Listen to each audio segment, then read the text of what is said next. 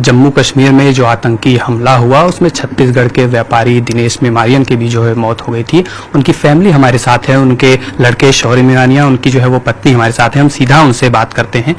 कब आप लोग जम्मू कश्मीर के लिए रायपुर से निकले थे? हम लोग 18 की सुबह निकले थे। 18 से 16 का हमारा था।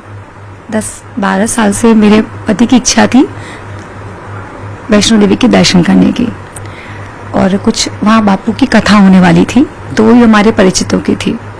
तो ऐसा लगा कि इतने साल से रुका हुआ है तो भगवान की कृपा से दोनों काम हो जाएगा। तो हम 18 को निकले बाय फ्लाइट। हम पहुँचे, फिर हम 19 को शौर्य हम लोग 19 को हमने वैष्णो देवी किया। हमारा भगवान की दया से वैष्णो देवी में सारे दर्शन अच्छे से हुए। वैष्णो देवी के, भैरव बाबा के नीचे जो एक और मंदिर है वो भी हम किए, रात को स्टे किए। फिर नेक्स्ट डे हम निकले पहलगांव के लिए। लेकिन बोलते ना कहीं हमारे देवी पितर होते हैं, वहाँ पे आप लोगों ने सुना होगा कि लैंडस्लाइड हुआ था, 15 गाड़ियों का या कुछ हुआ था, तो हम फंस गए थे। तो हम एक जगह वहाँ पे क्या सनक कोट या कुछ था, वहाँ हम रुके, नाइट स्टे किए। अगले दिन फिर जो बड़ा रास्ता था जो बहुत घूम के जाता है, क्या पीर की गली, हमारे ड्राइवर साहब बहुत अच्छे थे, उन्होंने हमको हेल्प किया और पीर की गली से लेके गए।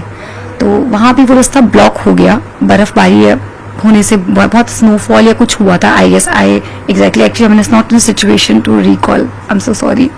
तो हम फिर नेक्स्ट डे निकले, हमारी प्लानिंग थी हम, और 22 को शौर्य, 19th ये हुआ, 20th हम फिर से निकले, और 21st हम कहाँ थे शौर्य? 21st हम पहुंचे। मैं थोड़ा सा सेंसेस में, I am very sorry. 21st को हम पहलगांव पहुंचे 3-4 बजे, बट हम बहुत थक गए थे, तो उस दिन हम स्टे किए थे। 22 को हम निकले पहलगांव में सारे स्पॉट्स जो थे उसका सर्वे के लिए, एंड जो मिनी स्विट्जरलैंड कहते हैं वो हमारा लास्ट स्पॉट था। उसको करके हम 1 बजे वहाँ से गुलमार्ग के लिए निकलने वाले थे, but as we have a very hard luck, bad luck, whatever, हम 1 घंटा लेट हो गए।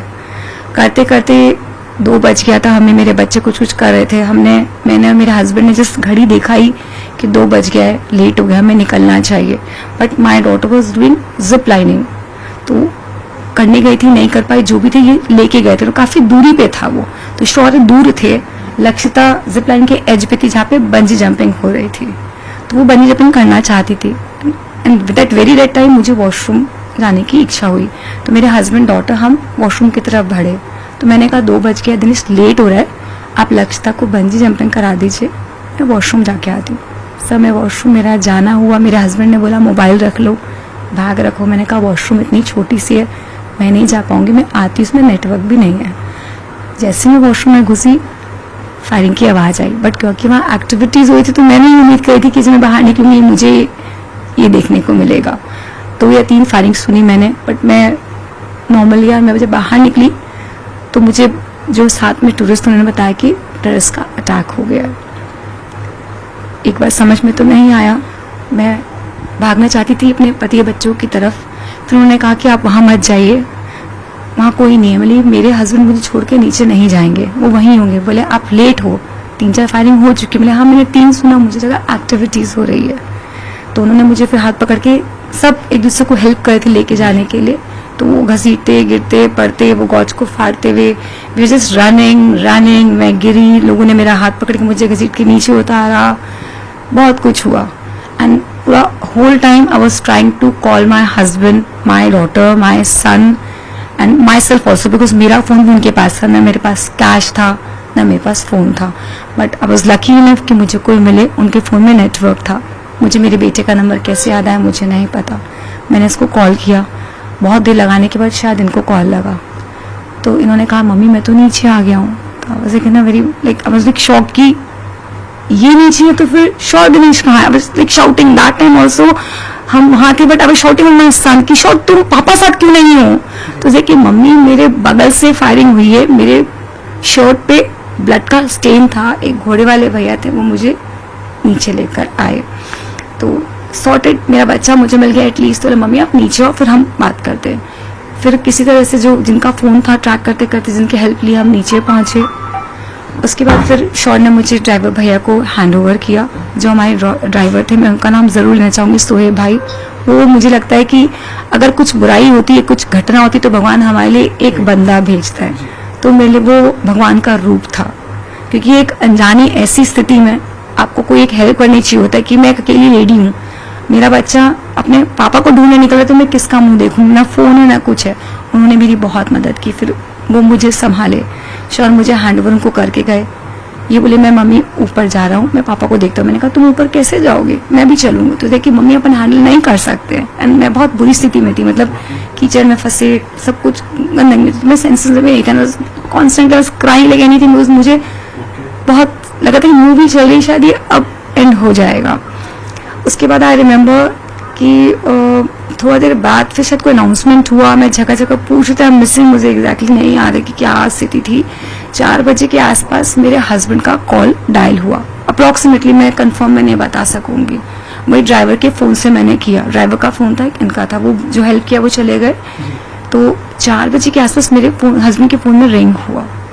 फिर एक बंदे ने उठाया। जब मैंने पूछा तो उन्होंने कहा कि चार्ज पे फोन लगा है। मैंने कहा नॉट पॉसिबल कि एट दिस आवर मेरे हस्बैंड फोन चार्ज करेंगे, आप हो कौन, आप बताइए हुआ क्या है। तो वो कुछ बोले ही नहीं। तो फिर उन्होंने ड्राइवर साहब को बोला कि आई थिंक ये मतलब आपके लैंग्वेज समझेंगे, कश्मीरी मेरे को शायद नहीं आता। तो जब उन्होंने बात किया, उनसे बात करके उन्होंने बोला कि ये बोल रहे हैं कि दोनों को घोड़े में नीचे भेज दिए। बट कहानी ये थी कि उनको बता दिया गया था कि शायद शॉर्ट हुए, मुझे ठीक से याद नहीं आ रहा। तो वो बोले भेज दिया गया। तो अब आप सोच रहे हो ना कि मेरे हस्बैंड बच्चे तो नीचे आएंगे, मैं वेट कर रही हूँ। आई थिंक वो पूरे सराउंडिंग में बहुत कुछ रहा था, लेकिन मैं गेट पे ही बहुत देर तक बैठी हुई थी, बीइंग अ लेडी अकेले। वहाँ के लोग बहुत हेल्पफुल थे, कोई मुझे पानी दे रहा था, कोई मुझे चाय दे रहा था, नॉन स्टॉप। उसके बाद आई थिंक टाइम मैं नहीं बता पाऊंगी, बहुत देर के बाद कुछ लोगों को, जख्मी लोगों को नीचे लाया गया। मुझे पता चला, मैं वापस हॉस्पिटल की तरफ भागी तो मुझे मेरी बेटी खून में लथपथ दिखी। उसके हाथ में कट था, कपड़े फटे हुए थे, खून अगल बगल वालों का था, उसका नहीं था, कीचड़ था। तो मैंने पूछा लक्ष्यता, 2 मिनट उसको कंसोल किया। Then I asked where is papa, तो सिर्फ मम्मी पापा को शॉट हुआ है। And I was like 2 minute मेरे को समझ नहीं आया, क्योंकि मेरे हस्बैंड को थ्रोम्बोसिस एक इशू होती है, वो होती है जिसमें आपका ब्लड क्लॉट होता है। तो आपको एक मेडिसिन लेनी पड़ती है जिसमें आपको अपना ब्लड पतला रखना पड़ता है। शायद मैं कुछ चीज़ें ऊटपटांग बोलूँ, मुझे नहीं पता, बट ऐसा है। तो अगर उनको चोट भी लगती है तो हमको ध्यान रखना पड़ता है कि उनको चोट न लगे, उनकी खून बंद नहीं होती है। तो कहने की मुझे टेंशन हो गया कि अगर इनको चोट लगी है, इनका तो खून ही नहीं बंद होगा। तो मैं लक्ष्यता को फिर थोड़ा, वहाँ जो लोग थे हेल्पफुल थे, उन्होंने हैंड ओवर किया। फिर ड्राइवर भैया को किया, वो आधा घंटा ये सब चला। फिर पुलिस वालों को बताने की कि मेरे हस्बैंड को गोली लगी है, प्लीज़ हेल्प, मेरे हस्बैंड कहाँ हैं। एंड दिनेश का नाम कहीं भी नहीं था। उन्होंने बोला आप चेक करिए। मैं पूरे हॉस्पिटल में ढूंढी, सब जगह ढूंढी, नहीं था। तो उन्होंने कहा मैडम और आने वाले हैं, आप रुक जाइए, आ रहे हैं। कुछ लोग और भी कहीं कहीं गए हैं। बहुत देर तक मैं घूमी, सबसे हेल्प मांगी थी, सब बोले मैम सब कुछ होगा, आप रुकिए। तो फिर उसके बाद हम तीनों को उन्होंने क्लब हाउस भेजा कि आप लोग यहाँ से सुरक्षित जगह चल जाइए, माहौल ठीक नहीं है, बच्ची भी रिलैक्स हो जाए। तो उनकी बात भी मानना जरूरी था, क्योंकि इतना हौच पौच हो चुका था, वहाँ क्योस था। तो उनको लगा आप लोग बच्चे जिनके मिल गए उनको हमें पास संभालें। तो हम तीनों अपनी गाड़ी लेकर सोहेब भाई के साथ में पहलगांव का क्लब गए शौर्य। देन क्लब में थोड़ा देर बैठने के बाद नहीं मन माना कि नहीं, मैं यहाँ नहीं बैठ के रह सकती हूँ। मैं चाहती हूँ कि मैं वहाँ देखूँ कि हो क्या रहा है, शायद मैं मिस कर जाऊँ, क्योंकि कोई दिनेश को नहीं जानते। दिनेश कहाँ मुझे ढूंढेंगे, बस फोन नहीं है, दिनेश कैसे करेंगे। तो मैंने शौर्य को बोला हम चलते हैं। तो हम वहाँ स्पॉट पे गए। तो उन्होंने कहा मैडम आप कार पार्किंग में लगा के आप वेट कर सकते हो। उसके बाद क्या हुआ, मिसिंग, मेरा दिमाग ब्लैंक हो रहा है। शौर्य से बात करते हैं, शौर्य बताएंगे वहाँ की कहानी। उसके बाद कार में मैंने पार्किंग में मम्मी और बहन को बैठाया शोएब भाई के पास पे। फिर मैं बाहर गया तो बातें चल रही थी कि कुछ लोगों को कहा जा रहा था कि अनंतनाग के जीएमसी हॉस्पिटल लेके जा रहे शायद तक, और कुछ लोगों को डायरेक्ट चॉपर से श्रीनगर ले जाया जा रहे। तो उसी में हम नीचे ही थे, वहाँ पे एक ऑफिसर थे, उनके पास में वो लिस्ट आते जा रही थी। तो उसमें हम चेक कर रहे थे बार बार नाम आ रहा है कि नहीं आ रहा है, आ रहा है कि नहीं आ रहा है। उतने में ही फिर मैं, सारी दुकानें तो बंद हो गई थी, तो मैंने वहीं बोला कि मेरे को एक फ़ोन चाहिए, बस कुछ भी करके एक फ़ोन और एक सिम। तो वहाँ पे कोई एक अंकल थे, उन्होंने अपनी दुकान खोली, पुलिस वालों से बात करके मेरे को एक फ़ोन और एक सिम दिया। तो मैंने वो लेके मम्मी को दिया और उनका नंबर घर वालों को दिया, ताकि मम्मी घर वालों से बात कर पाए। उतने हम वहीं पे घूम रहे थे बार बार थोड़े बड़े कॉल्स आ रहे इधर उधर से कि क्या हुआ है कैसा है। कॉल्स हमारे पास घूमते- बहुत आए, नया बहुत- नंबर था, आइडेंटिफिकेशन के लिए हम ही दे रहे थे, but we are really blessed कि छत्तीसगढ़ से हो, श्रीनगर से हो, पहलगांव से हो, सब जगह से हमारे रिलेटिव्स भी वहाँ थे। ये सब होने के बाद मैंने जब दिलक्षण ने बताया तो मैंने 2 कॉल किया, आई थिंक एक अपनी मॉम को किया क्योंकि नंबर मेरे पास नहीं था, और एक कॉल किया था मैंने अपने जेठ जी को बताने के लिए कि भैया दिनेश का ऐसा ऐसा हुआ है। तो मम्मी को कॉल करते मेरी जो फैमिली जिनका बापू की कथा होती वो मुझे हेल्प किए, सब गाइडलाइन सेट किए, मेरे लिए सब कुछ किया उन्होंने। तो वहाँ की सिस्टम ने सबने बहुत सपोर्ट किया, बहुत फोन बजा, सबने बहुत किया बोलूंगी मैं, बट फिर भी ये सपोर्ट तब तक सक्सेस नहीं जब तक मुझे मेरा हस्बैंड नहीं मिल जाता। हम ढूंढ ही रहे थे, my son was also like whole time वो चौक पे खड़े थे, मैं भी एक लेडी थी बट मैं खड़ी थी क्योंकि मेरा मन नहीं मान रहा था भैया। एक होटल वाले वहाँ पे थे, my daughter was hungry, she was not feeling well, वहाँ उसको बैठा के उन्होंने चाय पिलाया या खिलाया। तो वहीं पे ना बहुत सारे एक गाड़ी आई पुलिस वालों की, किनके वेश में थी मुझे नहीं याद आ रहा। तो मैंने उनको पूछा कि भैया आप लोग ऊपर से आए हैं, दिनेश मेरे हस्बैंड का नाम है। तो बोले हमको नहीं पता, तो बोले हम नहीं बता सकते। उससे पहले भी कई लोगों ने बोला, तो हमने डिस्क्रिप्शन दिया था, उससे पहले हम पास एक कॉल भी आया था। कॉल भी आए थे डिस्क्रिप्शन के लिए, फोटो सेंड की थी हमने। फिर ऊपर से ब्लैक ड्रेस में कमांडोज वगैरह नीचे आने लगे, पुलिस वाले आने लगे, उनकी गाड़ियां वगैरह सवारी थी साइड से। तो हम पूछे तो बोले हम पे कोई इन्फॉर्मेशन नहीं, हम नहीं दे सकते, आपको जो है अंदर पता चलेगा।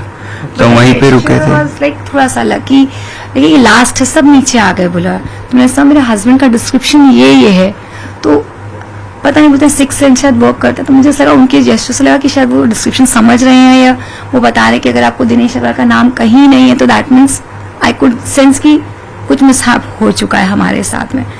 मैं और मेरे सन समझ गए थे कहने कि कुछ है, लेकिन बोलते ना आप हमेशा चाहते हो कि शायद आप कुछ पॉजिटिव हो।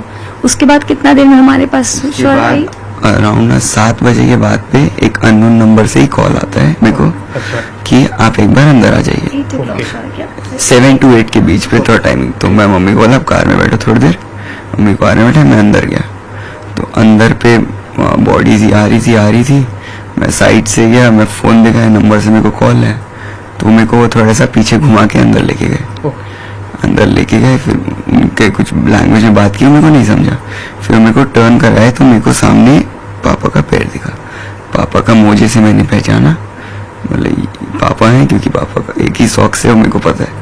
तो वहां से पहचाना, मैं गया पापा के पास, 2 मिनट पैर के पास खड़ा था, फिर खड़ा रहा वहाँ पे 5 मिनट तक। उसके बाद में मैंने ऐसा फेस देखा पापा का, वाइट शीट हटाई।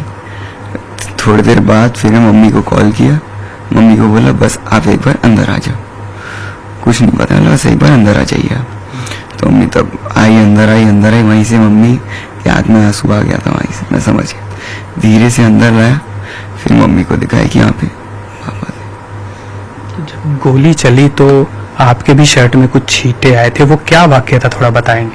वहाँ पे ऐसा जब कैसा हम माहौल? ऊपर आए ना, तो एंट्रेंस के पास में जिपलाइन की एंडिंग है और वो दूर पे जिपलाइन का स्टार्टिंग है। तो मेरी बहन बोली मेरे को जिपलाइन करनी है, तो मैं उसको जिपलाइन के लिए लेके गया। उसको ऊपर करें हम जिपलाइन के लिए, पर उसको डर लगा हाइट से, तो बोली भैया मैं नहीं कर पाऊंगी, वो सामने मेरे को ट्रैम्पोलिन करना है।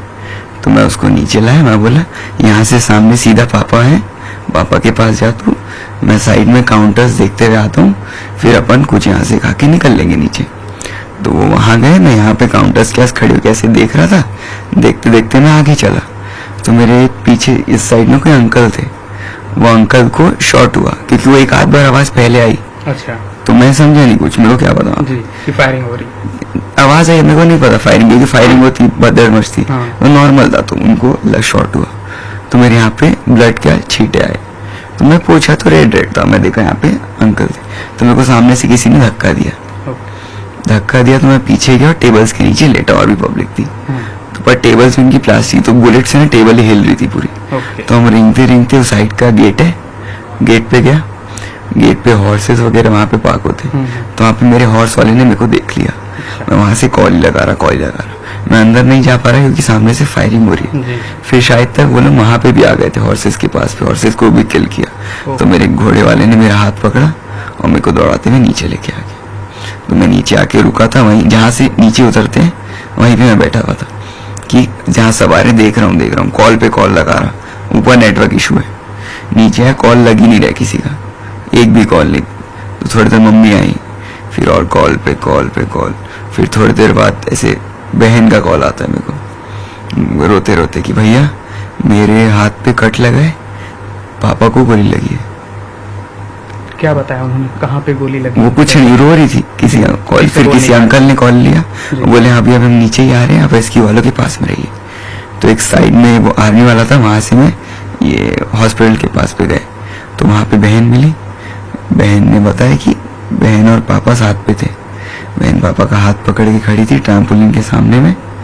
कोई एक बंदा आया गन लेके भागते भागते सामने में, उसने पापा को बोला कलमा पढ़ने को। पहले क्या बोला आतंकी ने गोली मारने से पहले? आए बोले कलमा पढ़िए। अच्छा, फादर को बोला? फादर को बोला, तो नहीं पता पापा को तो। जी बिल्कुल। तो पापा ने अपना चश्मा और कैप निकाली, ओके। उतने में शॉट कर दिया। तो पहले गोली चलाने से पहले उन्होंने पूछा कि कलमा पढ़िए, उसके बाद फायर? उसके बाद फायर किया, पापा को शॉट किया, पापा गिरे। बहन थी बाजू में, कोई अंकल जी थे, उन्होंने बहन को ऐसा पकड़ा पीछे में, तो वो अंकल जी को भी उन्होंने बोला कलमा पढ़िए। अच्छा, जो आपकी बहन है उनको अंकल ने पकड़ा? पापा थे पीछे में, कोई अंकल जी थे, जी। तो पापा को शॉट, तो अंकल ने बहन को पकड़ लिया, बहन डर गई बोली। ठीक। तो वो अंकल जी को बोला कलमा पढ़िए। अच्छा, उनसे भी सेम सवाल किया? सवाल किया, जी। तो उनको भी नहीं पता था, तो उनको सर में शॉट किया गया सीधा। ओके, मतलब सबसे फायर करने से पहले वो कलमा पढ़ने की बात कह रहे थे? कोई तीसरा बंदा भी था पीछे पे, अच्छा। उनको बोला गया कलमा पढ़िए, उन्होंने पढ़ दी। अच्छा। उनको बोला आप जाइए। अच्छा, तो जिन्होंने कलमा पढ़ दिया उन्हें छोड़ दिया? दिया गया, और बच्चों को और लेडीज को नहीं कर रहे थे क्योंकि बहन थी। एक बात ये है, जिन्होंने कलमा पढ़ा उन्होंने हमारे बच्चों को बचाया, वही हमारी बेटी को और वो ग्रुप को बचा के लेकर आए। जी। जिन्होंने कलमा पढ़ा उन्होंने ही बचाया, ये बहुत अच्छी बात है। मेरी बेटी को वो बचा के वही लाए, जी। और लक्ष्य को एक लाइन सिखाया भी, बेटा अगर पूछे तो आप ही बोल देना, दूसरा दिन मत आए कि आप घबराहट में भूल गए हो। जी। मेरी बेटी को उन्होंने एक लाइन भी सिखाया कि बेटा अगर वो मिले तो आप लाइन बोल। तो ये जब पूरा इंसिडेंट हुआ तो उसके बाद जब आप लोगों की बातचीत हो गई होगी आपस में, 3 लोग जो बैठ के बात किए होंगे, लक्षिता ने क्या बताया आपको, कैसे वो घटना हुई थी, वो कहाँ कहाँ बैठे थे? आप तो दूसरी जगह थे, आप भी दूसरी जगह पे थे। मैंने आपको जो बताया ना जी। कि कलमा वगैरह वाला, मैं तो नीचे था। जी, आप नहीं थे। उसने मेरे को जितना, उसकी भी आप कंडीशन समझ पा रहे, जी जी। तो उसने मेरे को जितना बताया मैंने आपको वो चीज बता दी है। उनके भी हाथ में थोड़ी चोट लगी है। वो जब उनको वो अंकल थे ना जिन्होंने कलमा पढ़ दी, वही उनको ला रहे थे, तो उस समय क्या गेट एंड में था, तो जितने भी लोग बच गए थे वो लोग फेंस को पार कर रहे थे, तो पार करते करते उनके हाथ पे कट आ गया। अच्छा, वो चोट है उनके हाथ पे, लक्कू के हाथ पे। तो इस घटना के बाद कितना सपोर्ट मिला वहाँ लोकल लेवल पे, या छत्तीसगढ़ सरकार से, या भारत सरकार से? कि सपोर्ट मिला, तब मैं आज आपके सामने बैठी हूँ अपने दोनों बच्चों को लेकर। सपोर्ट तो मिला, देखिए सरकार वाली बात तो मैं क्या बताऊँ। देखिए मेरा फ़ोन, बैग, कैश सब मेरे हस्बैंड के पास था। जी। मैंने नया नंबर लिया, मेरे पास नंबर ही नहीं है। तो अगर मुझे सरकार मेरी कहीं मदद करने के लिए कॉल कर रही होगी तो वो मुझ तक पहुंच नहीं पा रही है, और कहीं कुछ है तो देखिए मैं अभी अनजान बैठी हूँ मेरे घर पे, मैं मेरे पति के गम में हूँ, अपना घर अपना बच्चा संभाल रही हूँ। तो क्यों नहीं करेगी हमारी सरकार, करेगी जब, क्यों नहीं करेगी। मुझे पूरी उम्मीद है कि शायद दिनेश को शहीदों का दर्जा दिया जाएगा, क्योंकि जिस तरीके से हमें श्रीनगर से विदा किया गया, शहीदों वाली सब कुछ इज्जत दी गई, आप लोग ने सब देखा ही है टीवी में, तो बस शहीदों का दर्जा मिल जाए, मेरे बच्चों का फ्यूचर सिक्योर हो जाए, यही तो है। करेगी सरकार हमारी, मुझे उम्मीद है। कल अंतिम संस्कार में मुख्यमंत्री भी शामिल हुए थे, एयरपोर्ट जब आया तब कई मंत्री भी थे वहाँ पे। सब आए, मैं अपने बिल्कुल भी होशो हवास में नहीं थी सर, लेकिन हाँ मुझे बाद में पता चला कि सर आए, सब आए, सीएम सर का फोन आया, डिप्टी सीएम का फोन आया, कि पता नहीं, मुझे नहीं पता सर, फोन आ रहे थे। तो दिनेश के ब्याह पे तो हमें थैंक यू बोलना पड़ेगा, मेरे बेटे थे, सबका फोन बज रहा था।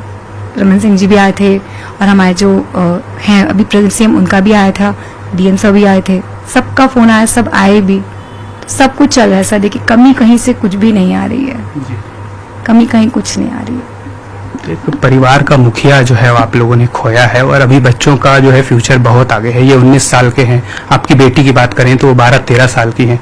तो इसके लेकर जो है वो कुछ उम्मीद आपको सरकार से और आपके बेहतर भविष्य के लिए? देखिए सर, इस बात का तो अभी हम उस स्टेट में ही नहीं है कि हम इस बात का कुछ सोचें। जी। अभी पापा की उसमें ही है हम कि अभी ये सब चीज़ें आ नहीं रही दिमाग में। हमको कुछ चल नहीं पा रहा है, कुछ समझ में नहीं आ पा रहा है कि हम फ्यूचर का सोचे कुछ भी। पर जो भी है इतना पता है कि सरकार ने हमको इतनी मदद की है पापा को वहाँ से लाने में, यहाँ तक कि मैं अभी भी सब आए हैं। तो हमको भरोसा है अपनी सरकार पे पूरी कि वो करेगी। एक रोड का नाम भी आपके फादर के नाम पे जो है वो करने की घोषणा मुख्यमंत्री ने की है। हाँ, मुख्यमंत्री जी ने कहा था कि एक रोड या चौक में से हाँ। एक फादर के नाम पे किया जाएगा, की थी। कुछ अदर स्टेट से भी जो गए थे वहाँ सिविलियंस, उनकी भी जो है वो हत्या की गई आतंकवादी द्वारा। वहाँ से भी मांग उठ रही है लगातार कि उनको भी शहीद का दर्जा दिया जाए, कुछ नौकरी दी जाए, कुछ मुआवजा दिया जाए।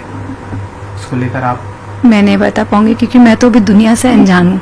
मेरे घर के गली के बाहर ही क्या हो रहा है मुझे वो नहीं पता भैया। तो मैं दूसरे स्टेट्स का तो कैसे बता सकती हूँ। शहीदों का दर्जा तो बिना कहे अभी कुछ हद तक सरकार ने दे ही दिया।